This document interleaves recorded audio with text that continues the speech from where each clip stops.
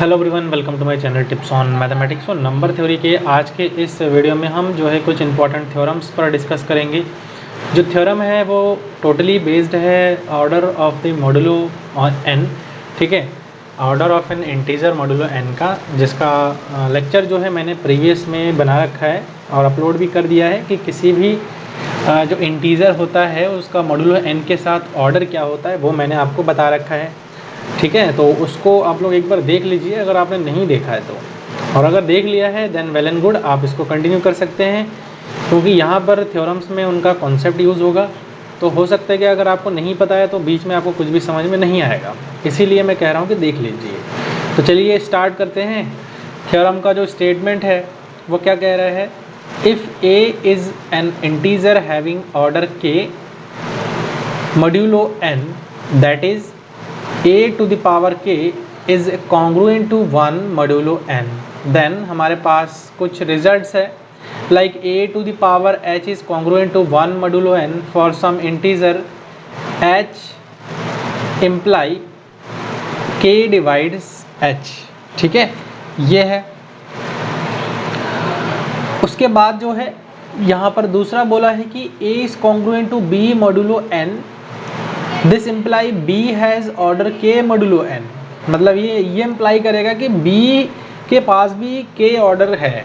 ठीक है, उसके बाद अगला अगर मैं बोलूँ कि a to the power i is congruent to a to the power j modulo n, this imply i is congruent to j modulo k है। मतलब ये बोला गया है जिसका ऑर्डर हमारा जनरली क्या है, k है, ये यहाँ पर हमारा दिया हुआ है। नाउ प्रोसीडिंग फर्दर, अब यहाँ पर हम ये चीज़ देखेंगे कि इनका प्रूव हम किस प्रकार से कर सकते हैं। देखो, सबसे पहला चीज़ तो यहाँ पर दिया हुआ है, if a to the power h is congruent to 1 modulo n, then by the definition of order, हमारे पास ऑर्डर के डेफिनेशन से क्या है कि जो h है उसका वैल्यू या तो k के बराबर होगा या तो k से क्या होंगी, बड़ी होंगी। ये चीज़ ऑर्डर ऑफ द एलिमेंट से हमने देख रखा है।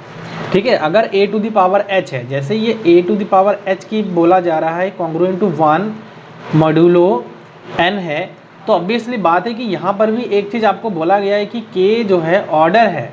ठीक है, कोई k क्या है, ऑर्डर है। तो यहाँ पर ये कंडीशन भी दे रखा है कि a टू द पावर जो k है वो कॉन्ग्रुएंट टू 1 मॉड्यूलो n है, 1 मॉड्यूलो n है। लेकिन साथ ही साथ देखो यहाँ पर अगर ये ऑर्डर है तो ऑब्वियसली बात है कि या तो h जो है k के बराबर होगा या तो h जो है k से बड़ी होंगी। समझ आ गया ना, या तो h k से बड़ी होंगी, तो ये कंडीशन ट्रू है।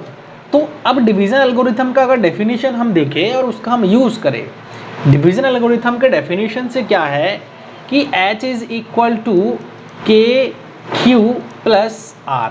क्या है, r जो है यहाँ पर हमारा रिमाइंडर का काम कर रहा है। अगर इन केस r हमारा 0 हो गया तो यहाँ से सिर्फ और सिर्फ हमारा क्या बचेगा कि h is equal to k q हो जाएगा। मतलब q जो है यहाँ पर हमारा क्वोशिएंट हो जाएगा।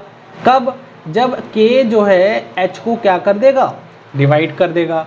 तो बहुत ही अच्छा कॉन्सेप्ट है। अब यहाँ से हमने जब ये चीज़ निकाल लिया है, अब हमारे पास ये बताने हैं कि अगर किस सम इंटीजर h के लिए ये कंडीशन है, देन k जो है h को क्या कर देगा, डिवाइड कर देगा। सिंपल सा लॉजिक है। अब हम इस लॉजिक का यूज़ करके क्या करने वाले हैं, इसको सॉल्व आउट करेंगे। तो चलिए देखते हैं। सबसे पहले तो जो हमारे पास गिवन है हम उस गिवन कंडीशन को अप्लाई करते हैं। ठीक है, एंड देन जो हमें बतानी है, इम्प्लाई करवानी है, वो हम कर देंगे। तो देखो, इस कंडीशन को आपको समझ में आ गया होगा, ये डिवीजन एल्गोरिथम का एक कंडीशन है। h is equal to k q plus r is the remainder, q is the quotient, divisor k। ठीक है, और ये चीज़ ट्रू कब है, जब r की जो वैल्यू है वो 0 से बड़ी या फिर बराबर होना चाहिए और k से छोटी होनी चाहिए। ये चीज़ बता रखा है। देयरफॉर अगर मैं अब क्या करता हूँ, दोनों साइड में क्या करूँगा, a लूँगा, मतलब इधर भी a के पावर में इसको लूँगा और इधर भी a के पावर में इसको लूँगा। तो क्या आ जाएगा, देखो यहाँ पर a की पावर में h लिख रहा हूँ, is equal to a to the power k q plus r लिख रहा हूँ। मैं इसको क्या लिख सकता हूँ, a to the power k q into a to the power r लिख रहा हूँ। अब आप एक चीज़ नोटिस कर रहे होंगे, ए टू द पावर के हमारे पास है क्या, है क्या, इज ये जो है ए टू द पावर क्या है, 1 मॉड्यूलो n के बराबर है या नहीं है, 1 मॉड्यूलो n के बराबर है या नहीं है। तो इसका वैल्यू एग्जैक्टली हमारे पास क्या हो जाएगा, 1 हो जाएगा। तो यहाँ से हम क्या कर सकते हैं, ए टू द पावर h है, ध्यान से समझना, ए टू द पावर h है, तो मैं इस चीज़ को क्या लिख सकता हूँ, यहाँ पर देखो हम इसको ऐसे लिखेंगे जनरली, इसको हम क्या करेंगे, मॉड्यूलो के फॉर्म में हम जो इसको कन्वर्ट कर देंगे, दोनों साइड में मॉड्यूलो के फॉर्म में हम इसको क्या करेंगे, कन्वर्ट कर देंगे। लाइक जैसे इधर ए टू द पावर h है तो इसको हम 1 मॉड्यूलो n लिख सकते हैं, ठीक है, is equal to a to the power k है, तो a to the power k को अगर मैं बाय डेफिनेशन से यहाँ से देखूँ तो ये is equal to 1 modulo n के बराबर है। तो मैं यहाँ पर इसको लिख सकता हूँ 1 टू द पावर k और a to the power r है, मॉड्यूलो क्या हो जाएगा यहाँ पर n हो जाएगा। तो 1 तो हम कितने बार भी कर ले तो यही रहेगा।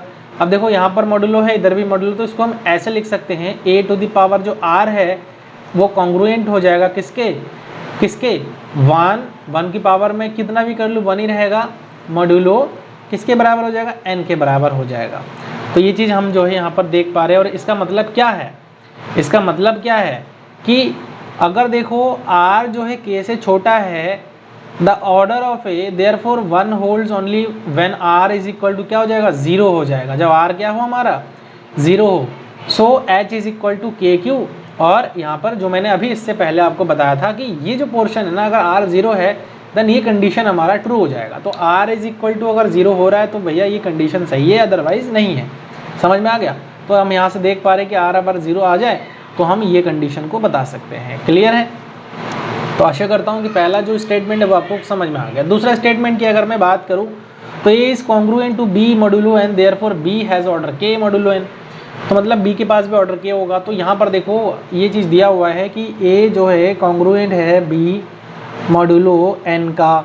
तो मैं दोनों तरफ में क्या लूँगा, पावर k कर देता हूँ, b की पावर k मॉड्यूलो n, ऐसा मैं कर सकता हूँ। मैंने जब मॉड्यूलस आपको पढ़ाया था, मॉड्यूलो पढ़ाया था मैंने, कॉन्ग्रुएंस पढ़ाया था, तो उस टाइम आपको मैंने ये चीज़ बताया था।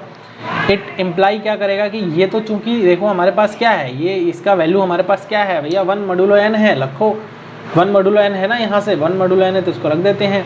तो इधर मैं यहाँ से रख देता हूँ 1 modulo n is a congruent to, यहाँ पर b to the power k modulo n हो जाएगा। ठीक है। अब यहाँ से देखो, अब देखो यहाँ से ये चीज़ क्या है कि भैया k बराबर हम इसको ऐसे लिख सकते हैं, b to the power k is a congruent to 1 modulo n हम लिख सकते हैं। ठीक है। Since k is the order of a, तो k अगर ऑर्डर a है तो हम इसको ऐसे भी लिख सकते हैं। ठीक है।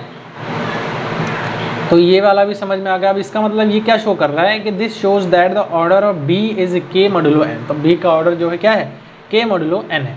अब तीसरा जो यहाँ पर स्टेटमेंट था, उस तीसरे स्टेटमेंट पर चलते हैं। कह रहा है कि a की पावर जो है यहाँ से i is congruent to a to the power j is modulo n है। इट इम्प्लाई क्या करेगा कि i is congruent to j modulo k हो जाएगा। तो यहाँ पर भी प्रूफ हम कर लेते हैं।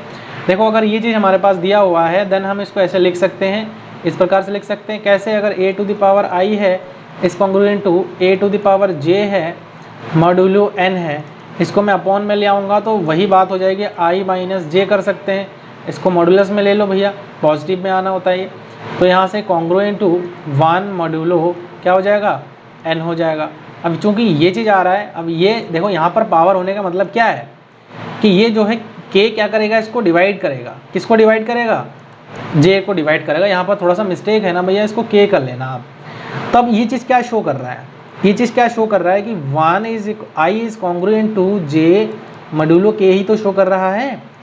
तो ये भी हमारा क्या होता है, यहाँ से प्रूफ हो जाता है। इस प्रकार से आप इसको भी देख सकते हो यहाँ पर।